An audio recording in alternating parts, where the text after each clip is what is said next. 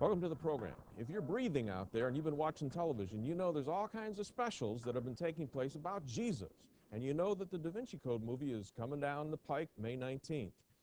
Here are two that are connected. The Jesus Papers by Michael Bajan is the latest one. Remember, he wrote Holy Blood, Holy Grail. And Dan Brown copied Holy Blood, Holy Grail, some of the thoughts about that book in the Da Vinci Code. Well, now Bajan came out with a new one called the Jesus Papers. And one of my guests, Dr. Craig Evans, was on that television special on NBC. And my other guest here is Dr. Gary Habermas. He's chairman of the Department of Philosophy and Theology at Liberty University. Now, Craig, let's start with you.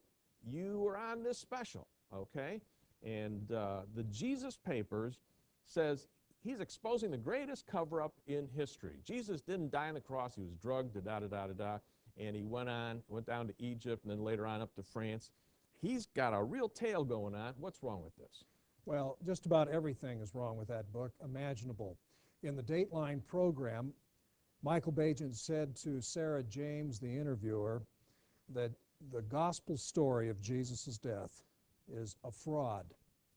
Well, the only fraud that we're talking about here is Michael Bajan and his book. This book is a travesty. There is no scholarship in it.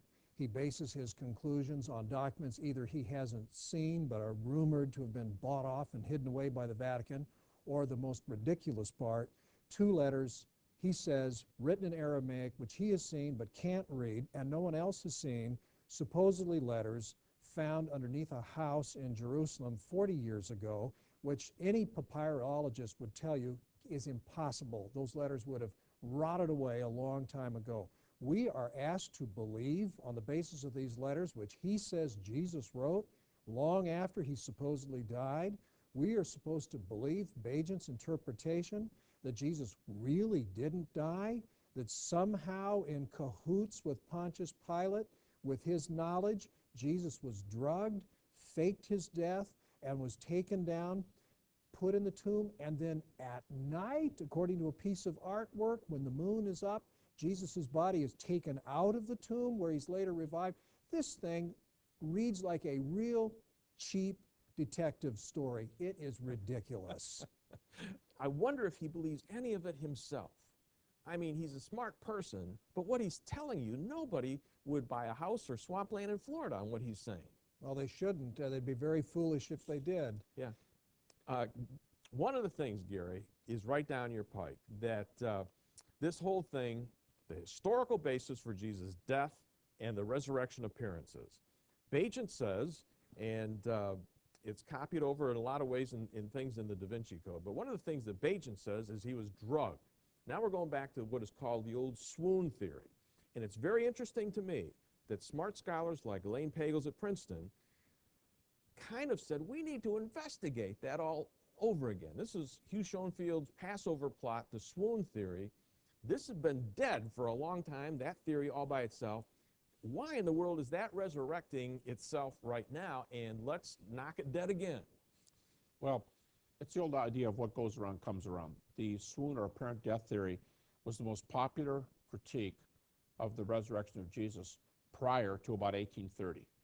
And in 1835, David Strauss wrote a famous Life of Jesus in which he critiques this view.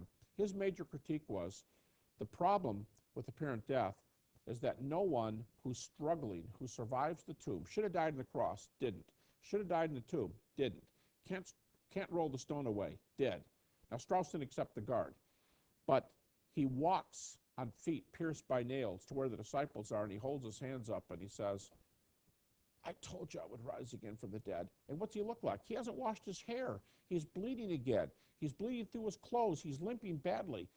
And the phrase that comes from Strauss, the disciples would get a doctor rather than proclaim him risen. In other words, here's what comes out of the apparent death theory. Alive? Yes. Risen? No way. There's a lot of difference, and people don't make that distinction. Alive? Yes. Risen? No.